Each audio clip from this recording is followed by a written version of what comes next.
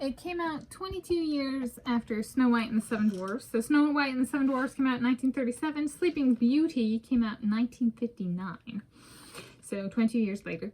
And I'm Tanis Coralee Leonhardi, she, her, hers of Seattle, and these are my notes for my Tuesday, 27 May 2025 viewing of this film.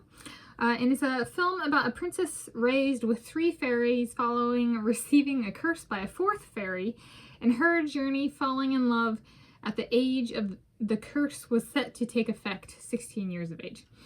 So essentially this princess is born, and 3 fairies are in the process of giving her gifts. Like the first fairy gives her the gift of song.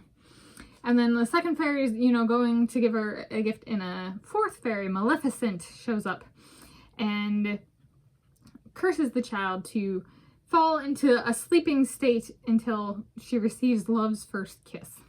Okay, so it's a copycat or piggyback on Snow White and the Seven Dwarfs with a little bit of a different living situation. So with Snow White, she finds dwarves and lives with them. In this case, the princess is taken by 3 fairies and raised by them to the age of 16. And then the Prince Charming comes along. This is kind of where it deviates a little bit from Snow White and the Seven Dwarfs. In this one, the guy comes along and then she falls into a slumber, and the evil fairy is not a queen, whereas in Snow White, the evil lady is a queen. And this one, it's a curse instead of a poisoned apple. And then in this one, she meets the prince before she falls asleep, and she gets the relative privilege of slumbering in a bed in a castle, whereas Snow White and the Seven Dwarfs sleeps in a glass coffin built by dwarfs. Okay. So it's a little bit of a different setting for their eternal slumber, and both wake when they are kissed by their true love.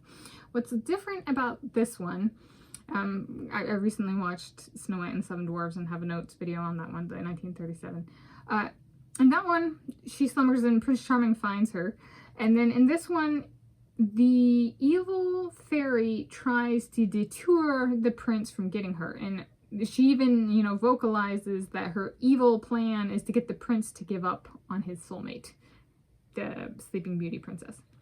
And so essentially both movies are about a woman in a maternal figure kind of role, or generational, right? One generation above the princess, trying to make the princess unhappy by making it so that they can never have their man, their soulmate.